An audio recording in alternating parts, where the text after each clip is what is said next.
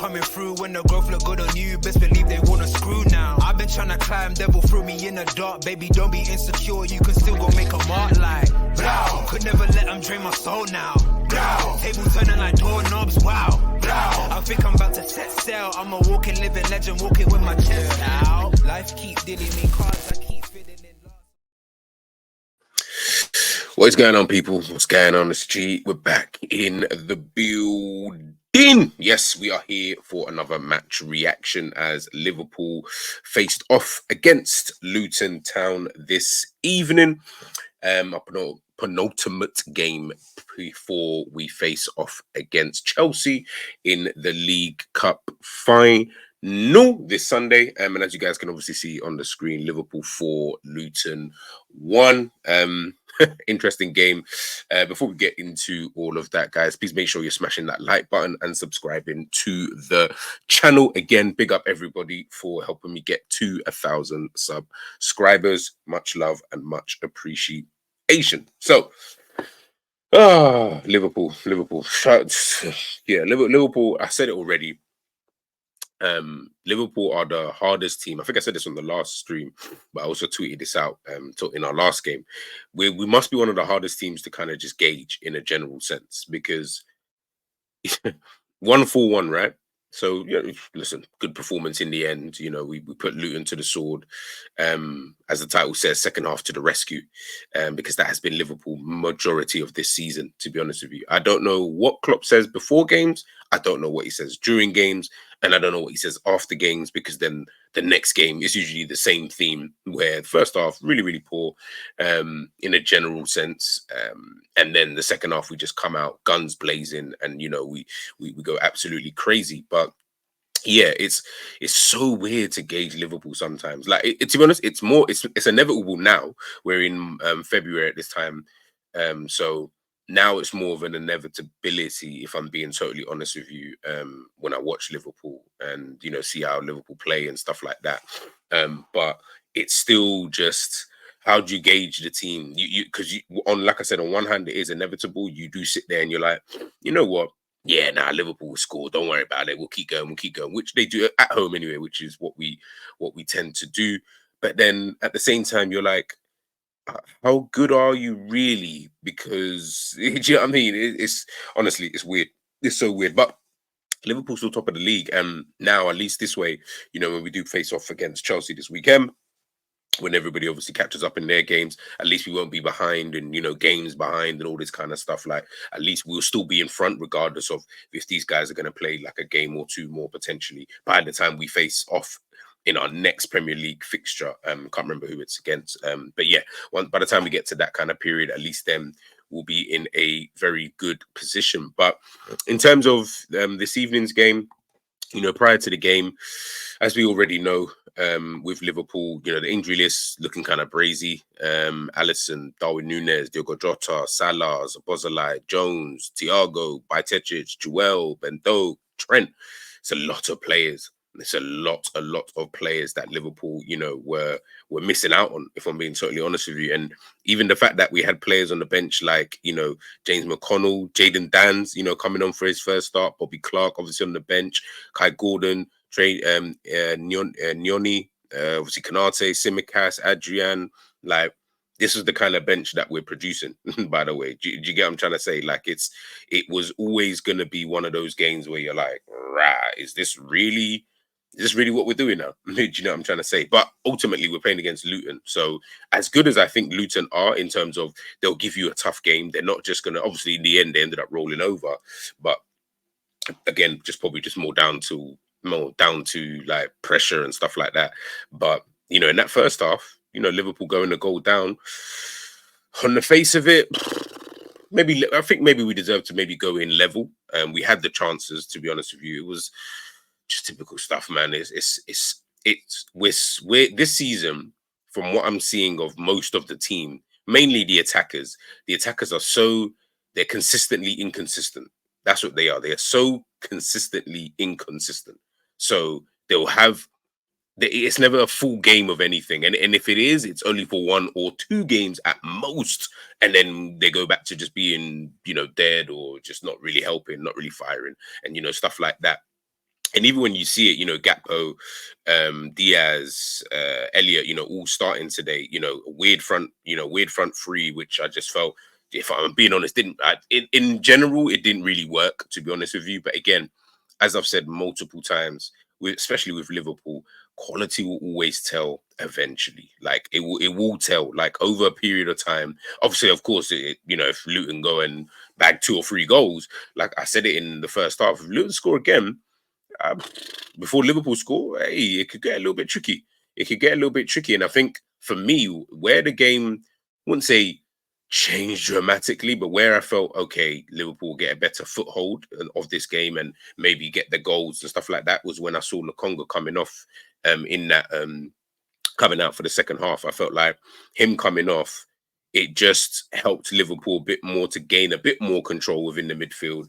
And just to gain more of a foothold. Like I said, we had the pressure, possession for possession's sake, as we usually do, having shots for shots' sake. Of course, Diaz in that first half should have been burying that, chance, that main chance that he had. Should have obviously been scoring that, but unfortunately didn't. I mean, Luton had 5 shots in that first half and had 2 on target. We had 12 and only 3. They had 1 big chance and we had 2 big chances, and we missed both of our big chances. So, it was one of those kind of games where you were like, and again, I felt like as a unit, Luton were playing really, really well. They were getting back into shape. They were losing the ball a lot, which is how we were getting most of our chances, is that they were just giving the ball away, in dangerous areas. And as I always say, you can't give the ball away against Liverpool. It's just one of those things that you just don't do. But we weren't taking our chances. Diaz, the Gakpos, the Elliots, it just looked so janky. Second half, as per usual, whatever Klopp says at halftime, we just seemed to just click and boom, all of a sudden, now the team's playing with a bit more intensity. Now the triangles, the movement, everything just seems to up all the time. And this is why I say I don't understand what it is he tells them half the time, in these, just in games in general this season, because it goes always, it's like the same theme, give or take, all the time. Poor first half, second half were really, really good. Poor first half, second half were really, really good. Like, it never seems to carry on, from game to game. But ultimately, you run out 4-1 winners, top of the Premier League. Does it matter?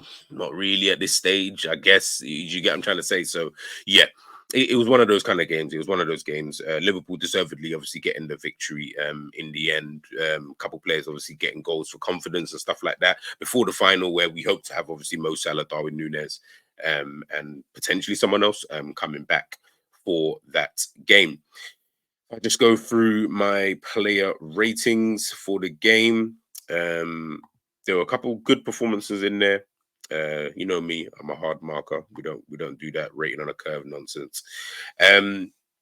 Obviously, so this was the team, of course, that we had for the game. So we had Keller in goal, Gomez, Van Dijk, Kwanzaa, and Bradley at the back there.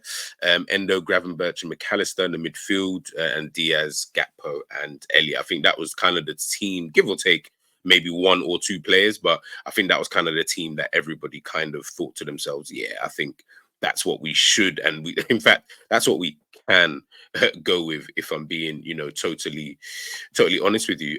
But we start off with Kelleher.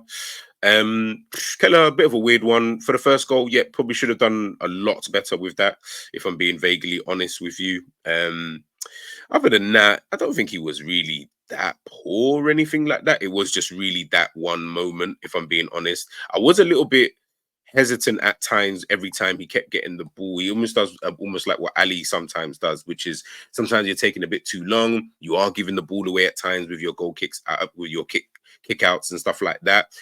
So yeah, it was a bit of a tricky one, but I'll give him 6.5. Joe Gomez got himself a yellow card. First half, I thought he was very, very poor. I think who's the Luton right winger, or Benny. I thought he definitely had the better of Joe Gomez in that half. Obviously, we know later on in the game when Bradley came off, Gomez obviously moved out to right back. In a general sense, I don't really feel like Gomez had that good of a game. It was like above average, of course. But in the general sense, Benny definitely had the better of him, in my personal opinion, in the game. So I'll give him a 6.5. Van Dijk, captain, obviously getting the goal for Liverpool, to kind of start the comeback and everything like that. I felt like his overall game was really, really good, decent. Didn't really have I don't want to say he didn't have much to do, but I almost feel like with him, it's like, what more does he realistically kind of do? His long balls weren't, I mean, got half of those kind of thing.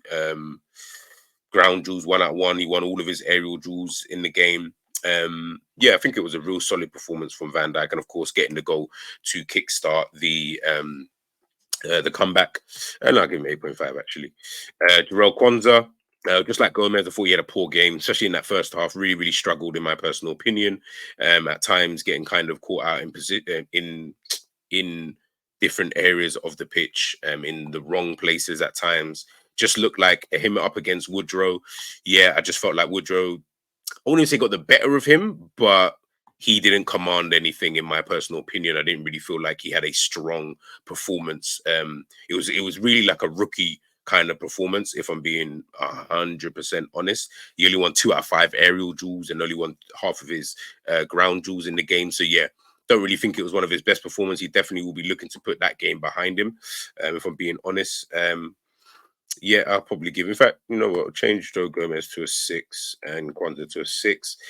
Bradley, really, really, really strong performance. In general, as a whole, to be honest with you, only bit that I didn't like, again, first goal.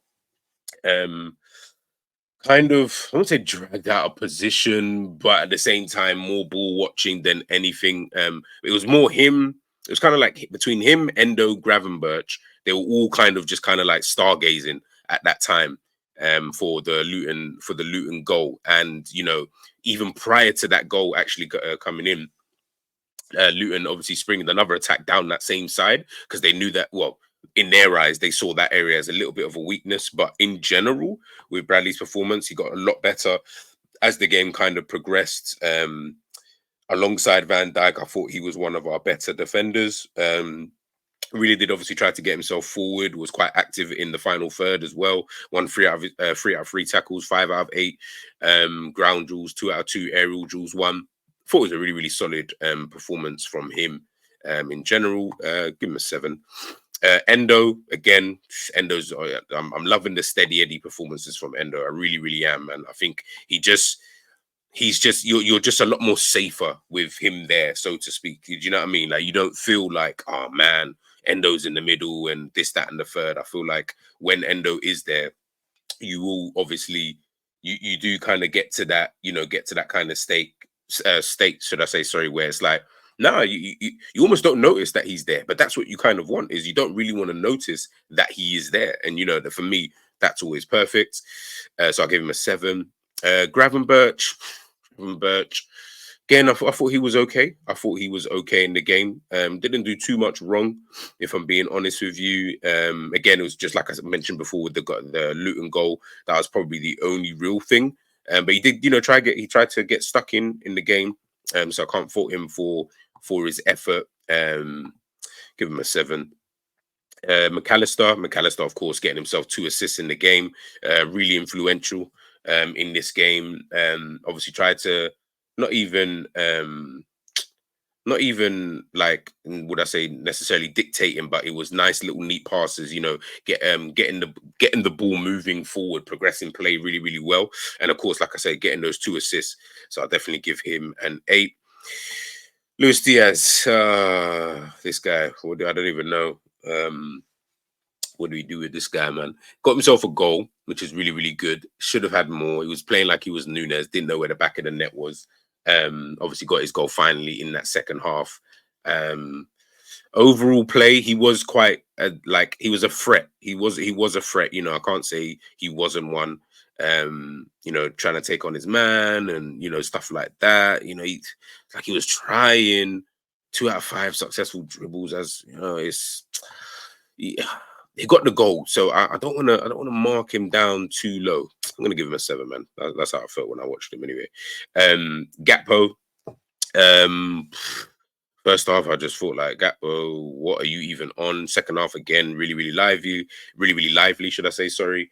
Really, obviously tried to just be a bit more influential within the game. But as we know with Gakpo, he is someone who will ghost in games. That's going to always be his problem, in my personal opinion, is that he will constantly, ghost in games. But, it is what it is.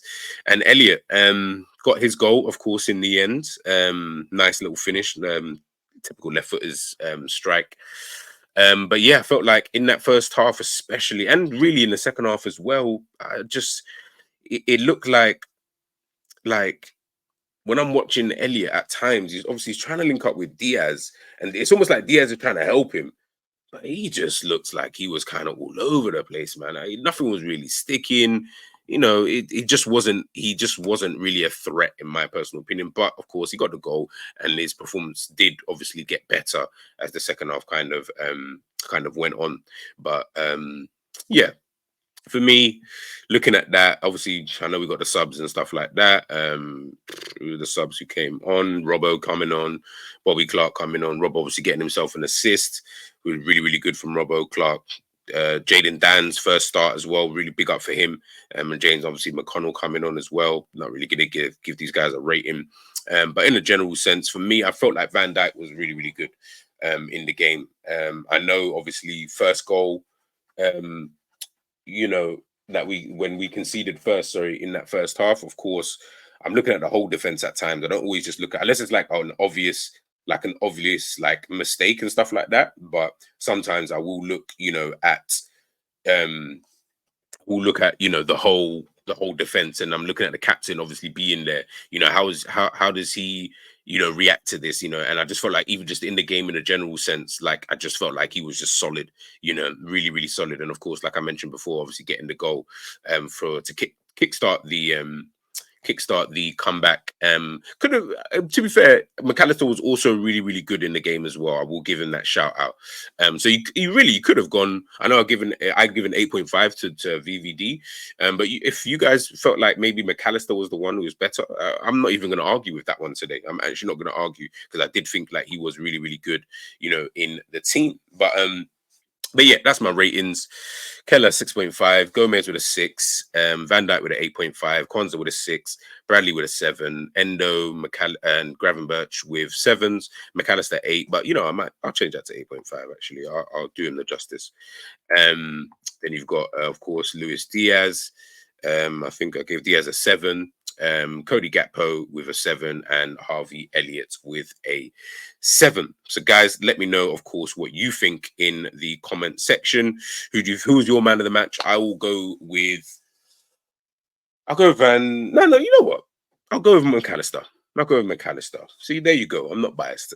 I'll go with McAllister for this game in terms of man of the match.